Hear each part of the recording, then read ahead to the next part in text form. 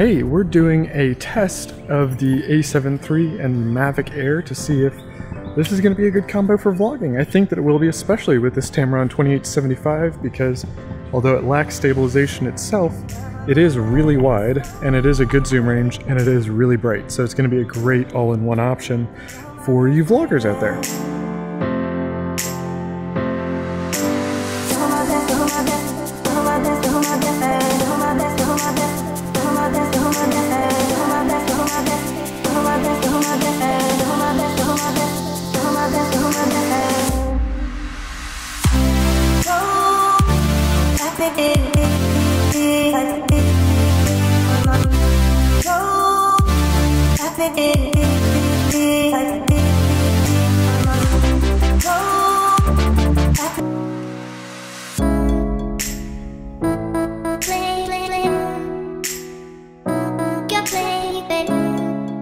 So hopefully you've been enjoying the footage I got from the Mavic Air. I don't have too many places where I feel comfortable flying it, but this is definitely one of them, and I love coming here just in general.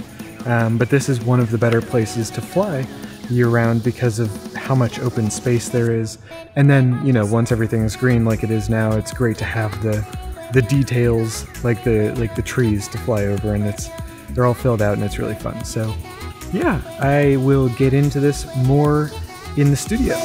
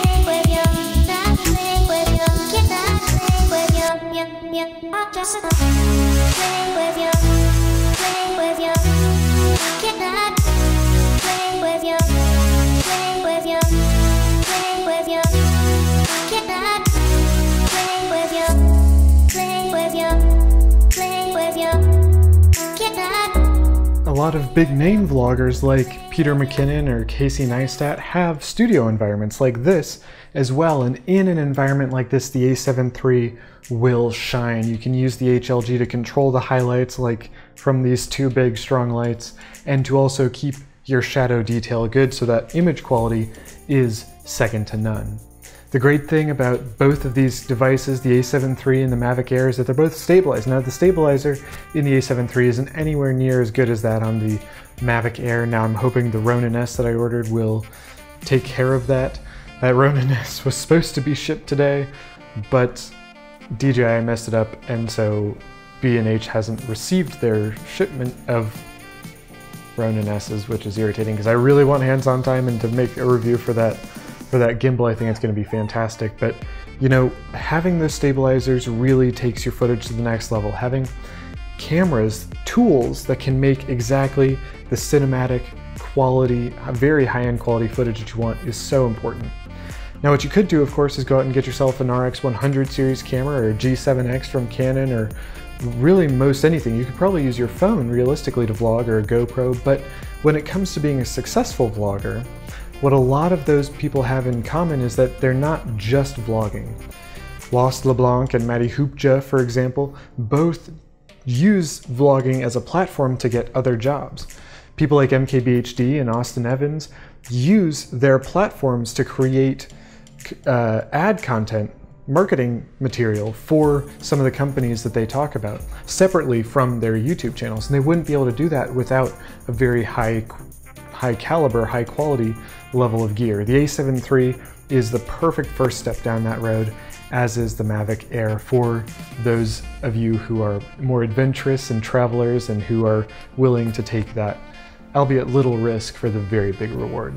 It's funny, those aerials are something that we're seeing a ton of nowadays, but you know, I excavated a while back, a couple of years ago, in rural Eastern Crete when I was in school, and I just got fascinated by the idea of aerial photography. Back then, the Phantom 3s were just barely out, or they were about to come out, something along those lines, and I just needed a drone so bad. I was like, I need to do this, I need to be part of this world.